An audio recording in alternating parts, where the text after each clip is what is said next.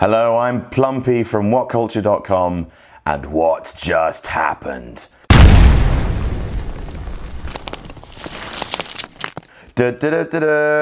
Sheamus and Cesaro.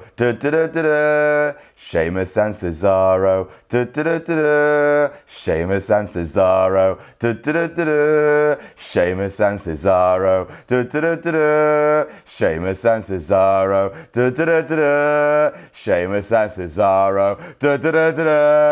Sheamus and Cesaro. Sheamus and Sheamus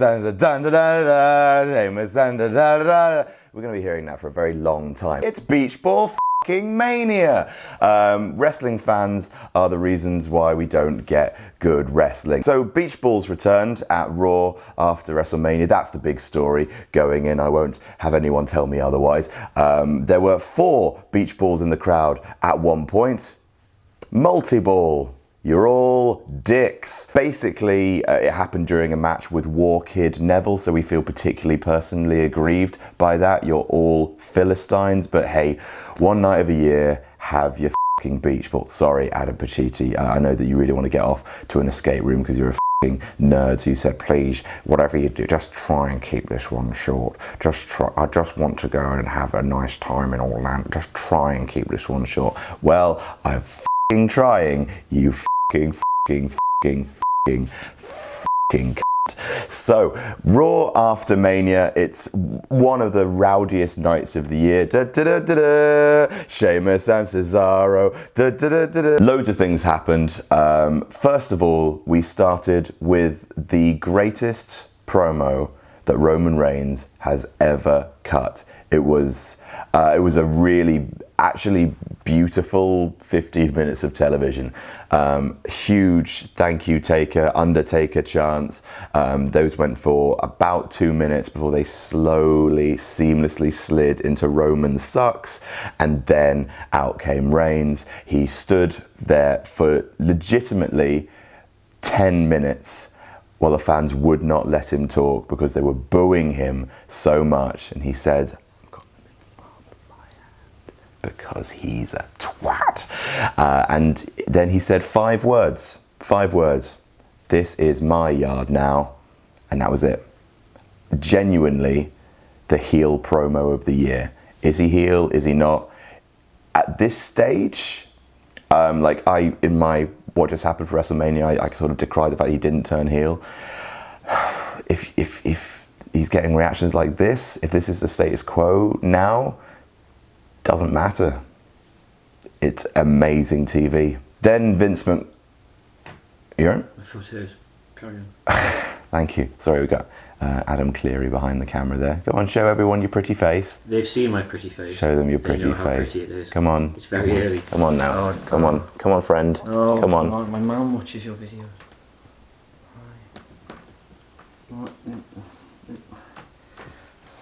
Vince McMahon came out, trolled Teddy Long, which was beautiful, and out came the new Raw general manager, Kurt Angle.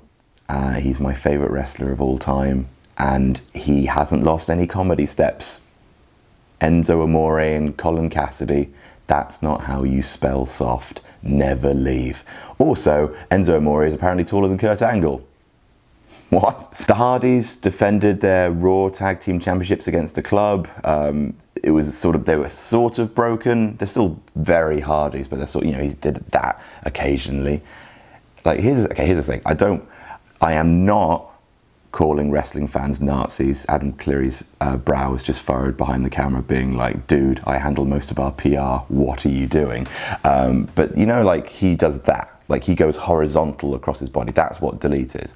Problem is you can't do that when you're sitting in the stands because you'll twat the person next to you. So instead fans have to do that. It just really looks like a Nazi. So just everyone be aware of it. Be aware of it and do what you can to just make sure you're not doing a Nazi rally en masse. Cheers. Emma returned. Great. Evil Emma's fantastic. I'm not sure what kind of sex woman Emelina was going to be, but this is the Emma that I think we should have, because she's a very good wrestler and she's very funny. And when Nia Jax was kicking the crap out of Charlotte and she just went, nope. Great. Welcome back, Emma. New Day issued an open challenge, and the Revival are on Raw. Now, a lot of people probably wanted the Revival on SmackDown because they have a very subtle gimmick. I mean, their gimmick is they don't have a gimmick. They're just really good wrestlers. It's possibly too subtle for Raw, and there was a danger that the Raucous Raw crowd might not have kind of gotten on board. Like at one point they were chanting for the people sweeping the stage. Again, this is why we can't have nice things. But I thought the Revival had an amazing debut against the New Day. They hit the Shatter Machine on a flipping Xavier Woods, and then they busted Kofi's leg. So they immediately set off by doing something dastardly. And I know a lot of people would prefer them on SmackDown because the writing might be better. But honestly, the Raw tag team division needs them more. And they are going to be the top guys. Say yeah. Brock is the Universal Champion with a belt as red as he is, and he looked for challengers. We wanted Finn. They're planting the seeds of Roman. So, good-o. Good-o. Turns out Braun is the next challenger who entered the ring, said, I've got a Braun challenge for you. I'm a strong man. And then Brock said, do you want to go? And Braun said, actually, best not, which is really weird. So I guess we're saving that. Sheamus and Cesaro are new #1 contenders. I'm not going to do the chant again. He literally, his whole body just flinched there. I'm not going to do it. I'm not going to do it. Jinder Mahal had a match. What's your favourite Jinder Mahal match? Tell us about it in the comments, and don't forget to like, share and subscribe. And finally, Finn Balor returned. I really thought he was going to turn heel just on the guy who put him on the shelf. I'm glad he didn't. I think he's probably a better top babyface for now. I think he'll be an amazing heel some point down the line.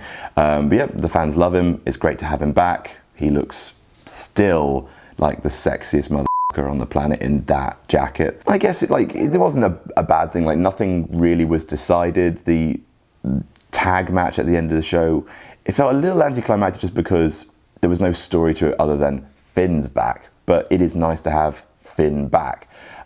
Overall, it was a really fun Raw. Lots of kind of big hype moments. Kurt Angle, I think, is my favourite one because he's great.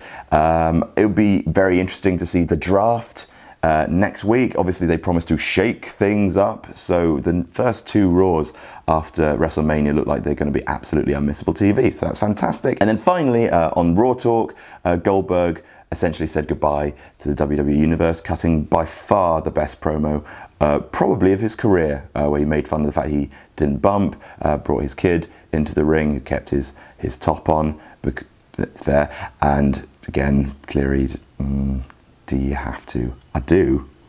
It really made me genuinely say, I'm going to miss Goldberg. He's a class act. I really loved his match at Mania. It was great. Can you hear that kettle? Yeah, put that on a slow boil because I thought this would only take you sort of 5 or 6 minutes, and we're now running over 10. Are we? Well, coffee's ready, but do wrap up. Okay, bye. The 10 minutes I saw and the little clips I've seen on Facebook this morning look cool. Revival are good, aren't they? People seem to like them, so that was nice. I thought Big E's attire he was wearing during their entrance made him look like he was genuinely made of melting plastic, and I was kind of into it. Braun Strowman has the worst font on a Titantron I've ever seen in my life, and as someone who designs pages, it was genuinely quite upsetting. Goldberg's kid dabbed on the ring apron, and if I had been him, I would have speared him through the barricade for it. That was it, really. Finn Balor's abs are not human, and I don't get why he wears the basketball thing over his arm. That was it, really. What else happened? That was pretty much it, wasn't it? Oh, Emma is bizarrely somehow hotter than Emelina, and I know they're the same person, so I think maybe it's a psychological thing. It's time, once again, for everybody to buy a magazine, please. Yes, that's right, it's issue 5 of our wonderful magazine called Wrestling, and this one is an absolute belter. As you can see from the front cover, it features a massive career retrospective of the Olympic hero, Kurt Angle. Not only that, but it's got a How WWE Should Have Booked the entire WrestleMania 32 card, written by this 6-foot streak of charisma. The bulk of the magazine is this huge top 100 greatest WrestleMania moments of all time list. Not just that, but you've got Shawn Michaels' crimes against wrestling. You've got the top 10 greatest wrestling managers of all time. You've got columns from Jim Cornette, Tom Pritchard, Shane Douglas, and an interview with the WCPW World Champion Drew Galloway. Issue 5 of Wrestling will be released on April 10th. You can pre-order it now at shop.whatculture.com. Oh, and about our shop, we're currently in the process of moving all of our merch to a new premises. So shipping stuff like t-shirts, that may take a little bit longer. It doesn't apply to the magazines. Once you order a magazine, we will ship it straight away.